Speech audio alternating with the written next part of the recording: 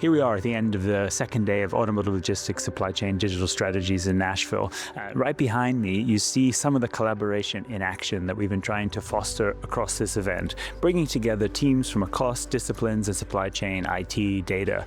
They're broken into different groups. You've got one on AI, beyond automation, one on data analytics, on supply chain mapping, on workforce transformation, and working together on how we can drive this forward. And that's really been a theme of this whole event, right? We're all about putting business together with IT, together with suppliers, and we heard those themes reinforced again and again. Yeah, we started the day with a presentation from Ford, from Subhashis Roychaudhry, who we also known as Roy, who's been leading the technology transformation across Ford's supply chain the last several years, starting from the COVID disruptions through semiconductor, Red Sea, all the disruption we've seen. Ford has turned this from being super reactive on a pathway to being predictive and ultimately preventative in its supply chain. And it's a transformation story. ERP, backbone transformation to cloud being rolled out across plants, replacing and upgrading TMS across inbound and vehicle logistics, connecting WMS. Lots of acronyms, lots of important systems and tools. One of the key points, is building a unified data structure and a semantic layer, which enables everybody to use these tools in the context that they need. And of course, having this standardization allows collaboration across, in Ford's case, material planning and logistics, or supply chain, and across other departments as well. And it sets up for further AI integrations, which can use that semantic layer to prompt for more queries and insights. So I think this is a journey that would be familiar to others. Ford, I think, is quite advanced along the way.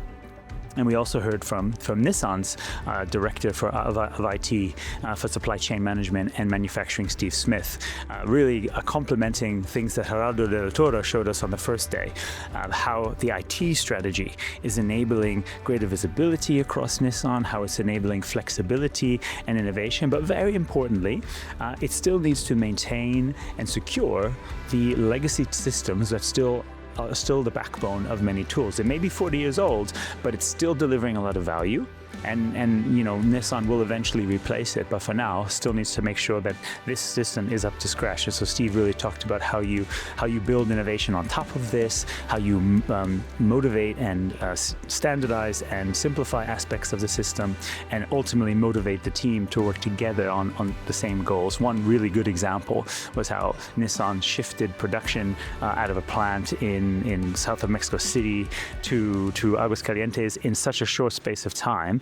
And the IT systems that needed to be integrated, transferred, and in many applications created, was really a fantastic example of that in action. And he also mentioned how supply chain management is one of the more mature areas of AI adaptation, which Nissan is now also looking to transfer into manufacturing. So again, we had other themes which looked more deeply at aspects of supply chain mapping. So this traceability, which is so important. We heard from Exos Trucks, from Solonis, on process optimization across all the different systems and tools that we need to accomplish this. So again, it comes back down to a lot of this integration. But of course, the transformation side, we're not talking about eliminating people from this process. John Rich from Mazda, who leads AI transformation, talked about the importance of having human in the loop, or combining the power, if you like, of having agents supporting supply chain leaders, so everyone can become an agent boss, right? So your material planners or your supply chain planners are able to handle a lot more capacity through these tools. You can also get to the point where you can automate some of these processes, and there should be a clear pathway to do that. You might want to think about doing it, for example, in areas where it's a safer automation. Maybe the failure rate wouldn't shut down operations. It's a decision you can reverse, but in many cases, that would then enable the humans to team members to do other more high-value tasks. So that was something we really emphasized. And right to the end, Darren Trek from Daimler Truck, who leads supplier management in North America and also global digital initiatives, he talked about how at Daimler Truck they're starting to rewrite job roles, trying to make strategic bets in certain areas of the supply chain, and look to ways that they can enhance roles and help people enhance value. He doesn't see AI as eliminating many jobs. It will eliminate some roles, but many of those roles can be repositioned into higher value areas and avoid that sort of admin.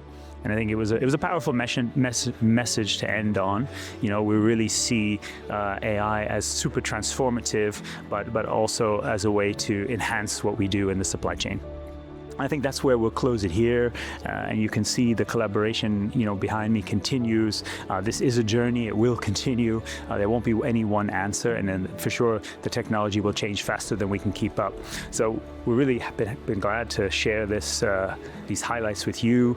You'll find more on automotive logistics on the website. You'll hear from our key VIP leaders on red sofa interviews, and much more besides from automotive logistics and supply chain digital strategies. Keep up with us. We'll be sharing more soon. Thank you.